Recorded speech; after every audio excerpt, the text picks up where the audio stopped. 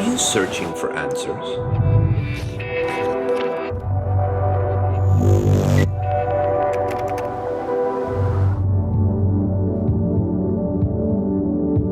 Discover your true identity.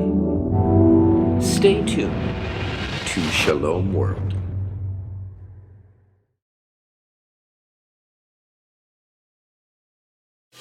Where is God in the midst of COVID-19?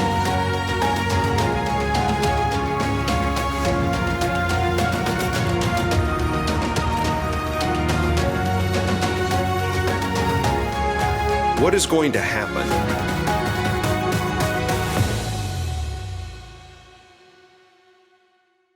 Hello and welcome to Hope Spot on Shalom World. I'm your host, Robert Feduccia, and I am from Nashville, Tennessee in the United States. And Hope Spot is designed to give you hope and insight for living during this time of global pandemic. And today's topic is something that is on many people's minds, and it is COVID-19 and schooling, educating our children and the future of education. And joining us today, we have Mary Ellen Barrett. She is a homeschooling mother of 7, but she is also a working mother as she is the editor of Seton Magazine. Mary Ellen, welcome to the show. Thank you, Robert. I'm delighted to be here. Thanks for having me. And also joining us from Merced, California is a mathematics professor, Maria Alberts. Maria, welcome to the show. It's good to have you. Thank you, Robert, for having me. It's my pleasure. Maria, if I could go first to you with this. We know how students have been impacted, at least I do as the father of teenagers. I know how we were impacted. But as a professor, how were you impacted by COVID-19? Yeah, things escalated pretty quickly in California, particularly, because we were the first state to declare emergency and the first to detect community transmission.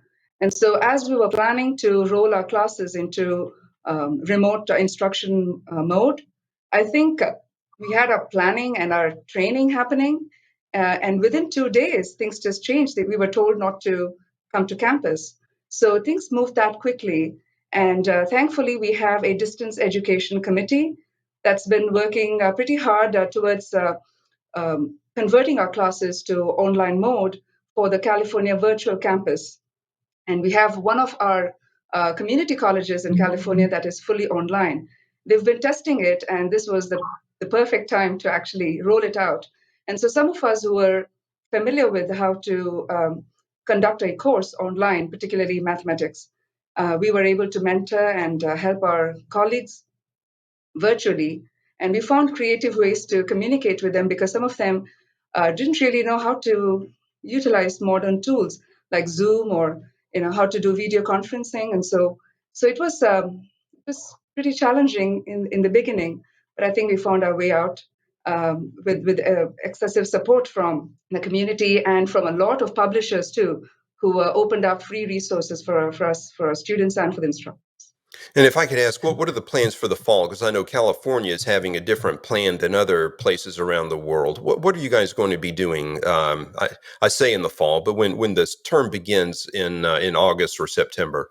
Right. Now, as far as my college is concerned, we were asked if we would like to volunteer to teach online courses, meaning the ones that were meant for face-to-face. And so we chose to do that, some of us. I would say majority of us did that. And in terms of planning, because we are planning ahead, most colleges and universities in California are planning for it to be an online mode, but they're trying to keep the labs because that was the biggest part. In math, it's okay, but sciences, biology, physics, and chemistry, they had such a difficult time in hosting virtual labs. And so if we could, free up the campus for them, then they can space out and use the campus for their lab work. And I think that's the way we're going to go.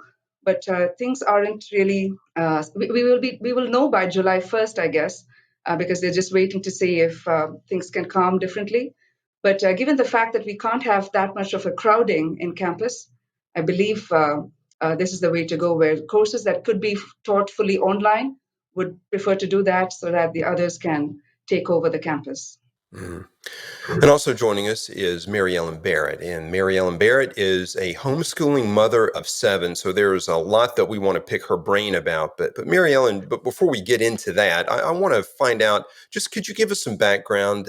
That's a major decision to make to homeschool. It's one that I know a lot of parents confront. How did you arrive at that? What were some of those key factors that led you to want to homeschool your children?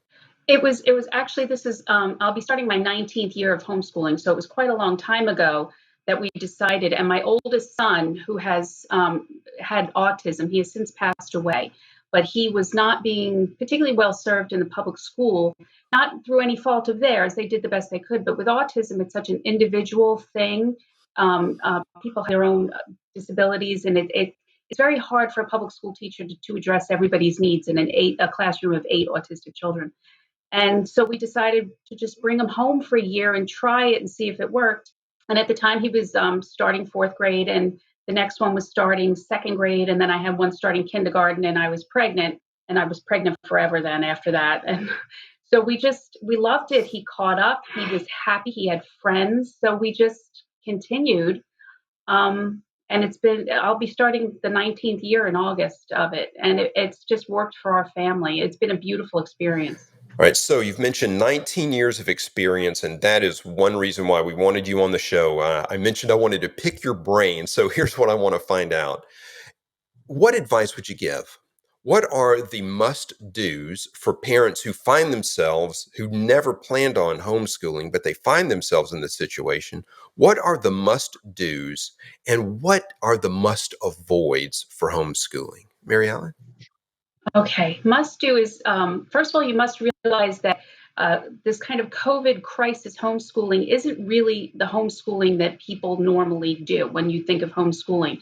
When you decide to homeschool, you prep and you plan and you've researched it and you've made this commitment to this lifestyle. And now people are kind of thrust into it. So you must realize that this is not a normal situation, and what you must not do is be too hard on yourself. I've been telling people, just the most important thing to do is to kind of be disciplined in your approach to it. So have specific school hours where the kids work. They don't have to be as long as when they were in school. They can generally get their work done a little bit quicker. Make sure that they take breaks, that they run around outside for a few minutes, that they jump on the trampoline or jump in the pool or whatever it is. Little kids, especially young kids, need that physical activity during the day to keep them focused. And the must do nots is, do not be too hard on yourself, and do not let this be. It's not going to keep anybody out of Harvard if in 4th grade they were homeschooled for a few months because of COVID. Any little failures or any little challenges that you have, they'll be overcome. It's going to be all right. This is a blip in the radar of life. So just take it as it comes. Pray a lot. You need to do that if homeschooling, mom. You need to pray a lot. Drink a lot of coffee, and just be calm about it and realize it's not the rest of their lives. It's just a little time in their lives right now. Well, Mary Ellen, I appreciate hearing you talk about coffee. You must really love it because you have commented on that on your own blog, Tales from Bonnie Blue House. So, and I'm a coffee drinker as well. It's a homeschooling mother's best friend. Yes, indeed. So, Marie, if I could go back to you with this. So, we're hearing from the educator standpoint, from the mom's homeschooling standpoint, but could you give some advice to students? What do they need to do in order to be successful in an online environment? Sure. I'd like to also see this from different viewpoints. I'm a mother of 3 young children, and I see them learning online, and I'm an instructor. I'm also an online student. So we have these 3 facets here, and so I try to put myself in these roles to see what it is for me that I enjoy, I would like as a student. And so I try to deliver that as an instructor. The big issue with COVID, though, what's made it different from any regular online class is that now we have everybody at home. And so we have the children also doing their work, spouses doing their work, you doing your work. All of us are in the house. And so one of the first things I did was to designate space for us. Some of the spaces work as double duty, like the bedroom becomes your work spot. So I'd like to voice off on Mary's advice to to have that discipline, structure is really important, because I have this master calendar for all of us in our family, and we put in there so that we know our busy times, and they know not to waste those times, so that they can get their work done that time. And so time management is really important. And we all start in our house starting with prayer. We all watch daily mass, and it's really wonderful, because if we had meetings at that time, we can always watch the mass at another hour. But that's how we start. We start our day with mass and personal prayer, and then because of our designated spaces, we have our things ready to go, and that's very important in an online environment. Do not think you have all the time in the world. You've got to be even more disciplined in an online environment, because it's all in your own pace. It's all upon you. And so that's one thing. Invest in tools. Uh, we now have more internet usage in our home. So we invested in this Wi-Fi repeater, I think it's called, which increases the access point in your house. And so it boosts your Wi-Fi. So that's not a constant difficulty. If students have to invest in laptops, please do so, because it really helps you to have a good working device, as opposed to having some obsolete equipment to do your studies.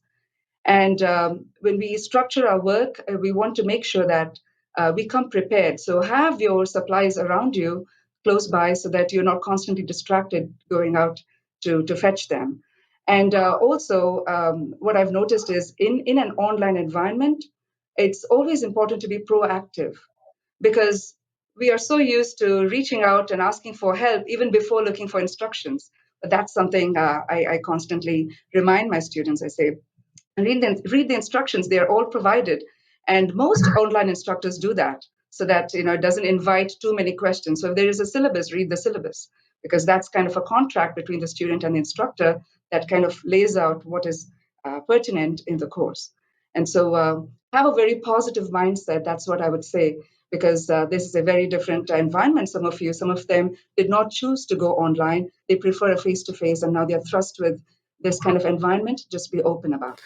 Well, I know when I was a young parent and we had young kids, the importance of the schedule, of routine, and as you said, preparation, it meant all the world to us. So I appreciate those insights. So, Maria, I'd like to go to you for this. As we're beginning to look at the future, what do you think the long-term impact is going to be on education as a result of the pandemic? That's a great question, because I think this has changed the way we look at education completely. It has transcended borders, I would say. It has opened up creativity, and today we have better tools to design our courses, to record our lectures, to have this synchronous or asynchronous meetings. And so it's been. I think it's going to be like a renaissance in education, and I really look forward to that. I'm glad that we are in that spot. However, I feel like in terms of future and long-term impact of this, if COVID taught me something, I think it is uh, to take a look at my own personal habits and how it feeds into my education too.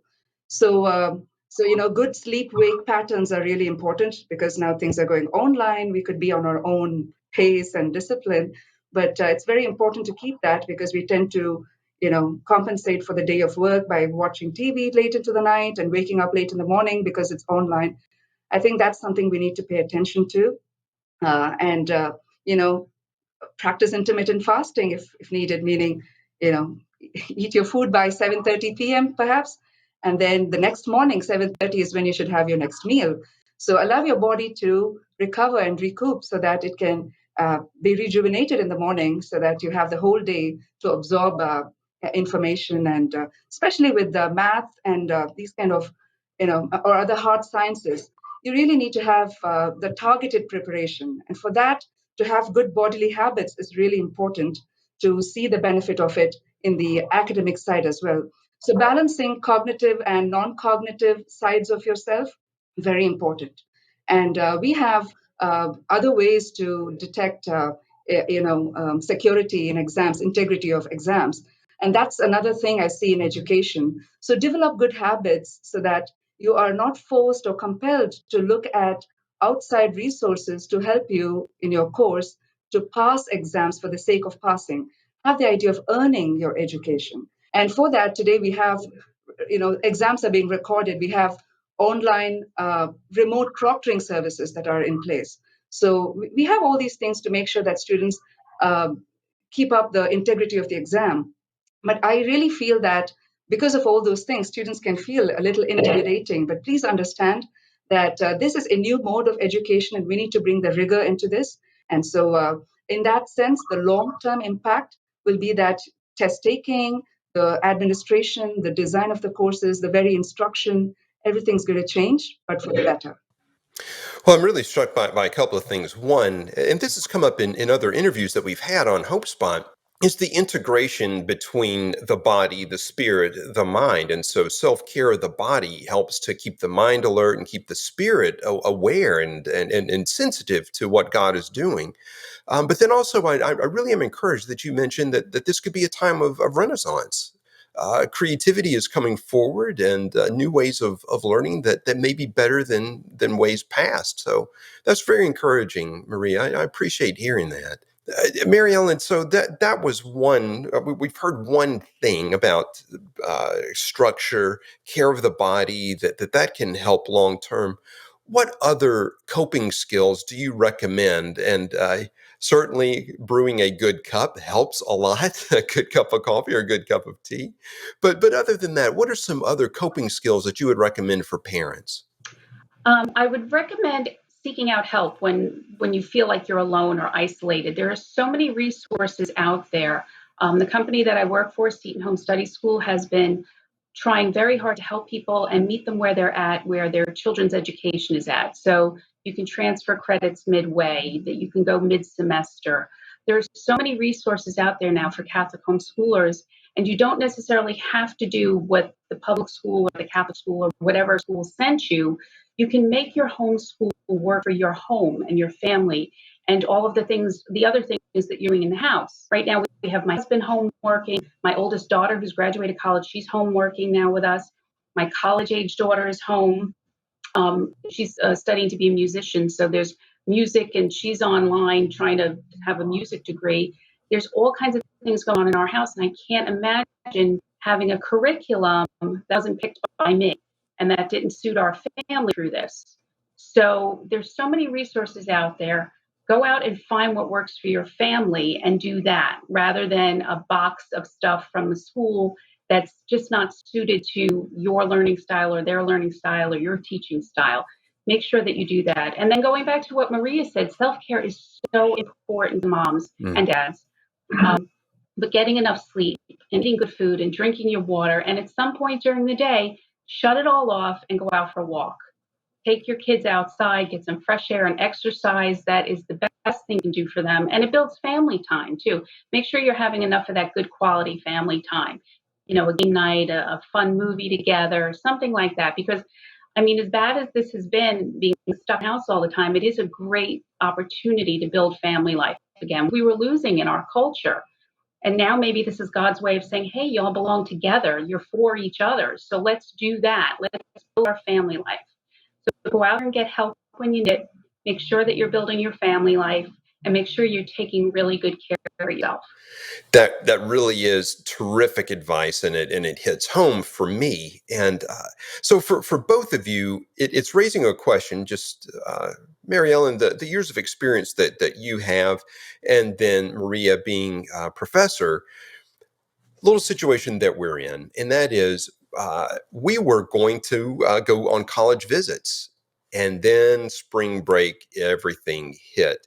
And so our own preparation for what lies beyond the home, college preparation, all of that has been thrown into flux.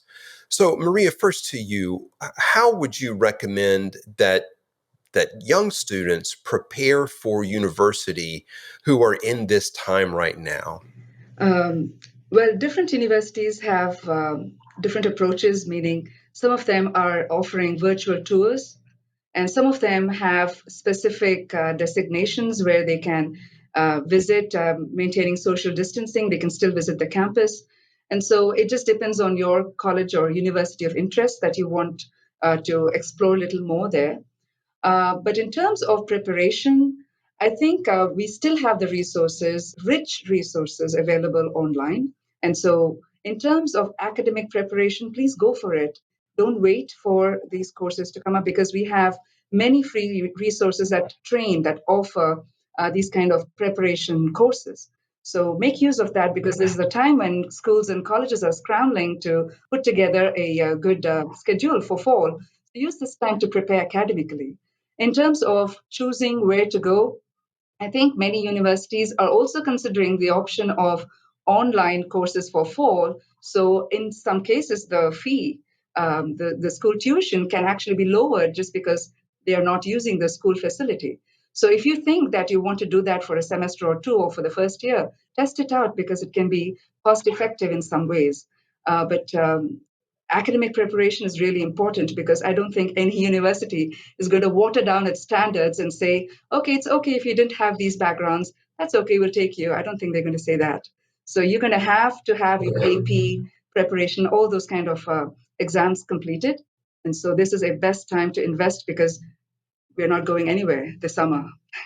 So we might as well use the homebound situation and make the most of it. Indeed. Good advice. So, Mary Ellen, you mentioned that you have a daughter who's now graduated from college. So, obviously, you have prepared some of your own children for making that transition into college from a homeschool environment. What advice would you give to parents looking at something like that? Yeah, it's a little more difficult for homeschoolers in that depending on what state you're in and what their requirements are for graduation, it's not as if you get a state diploma. So you really have to be on top of your paperwork and your transcripts and dot all the I's and cross all the T's and look into what the laws are in your state. Here in New York, the laws are draconian. So getting somebody into a graduation situation where they can get into, say, a state college, which I had to do with my second daughter. It was a lot of different hoops to jump through, and I would counsel people to be very, very specific in reading the laws in your state and taking care, dotting every I and crossing every T. That being said, as Maria said, use this time wisely to prepare academically. I have one who's my one daughter's graduating high school now. She should be, and she's decided to put off college for a year simply because she's one of my more timid ones, and she was concerned about going to college in this environment and starting in such an odd time in the world. And she wasn't quite sure what she wanted to do, and that's fine. I say take a gap year rather than take the risk of going in and doing something academically bad for you that will follow you. And then my next youngest is going into his senior year, and his SAT was postponed for 6 months, which delighted him, I have to tell you. But he's using that time wisely, taking extra courses and practicing a lot. And he's been through a couple of the books now. So hopefully that will be to his advantage at some point, and we can get some good scholarship money. And it's giving him time, like he's not doing the college visits that he was going to do. But it's giving him time to explore more options. So use this time wisely, as Maria said, and really make sure that you know the laws in your state. And again, there are organizations out there that can help. HSLDA, which is the Homeschool Legal Defense Fund, and film companies like Seton and Colby and Mother of Divine Grace. They've all been through this before. So reach out and find the curriculum that suits your family, and then you can get an accredited diploma. Oh. Well, Mary Ellen, that is terrific advice and very much appreciated. So thank you for joining us today on HopeSpot. This has been very, very enlightening and encouraging. Thank you for having me. It's been delightful. And then also Professor Maria Albert from Merced, California. Thank you. Just having someone who has that perspective as a student, as a mother, but then also as a professor, it's just been terrific to have you. And I appreciate all your insights as well. Thank you so much, Robert. It was my pleasure, really. And thank you, Mary. I learned a lot from your insight as well. It's been a wonderful interview. Thank you. Thank you. I learned a lot from you as well. Really good perspectives here. And also very appreciative to you, our viewers. We are so encouraged by the response that you have had to HopeSpot, and we do pray that this has been encouraging and given you insight for living during this time of global pandemic. If this has been a blessing to you, we ask for you to come to shalomworld.org, where there is much more content, and also download our app. For all of those who are here at HopeSpot, wishing you farewell and God's blessings to you. We'll be with you next time.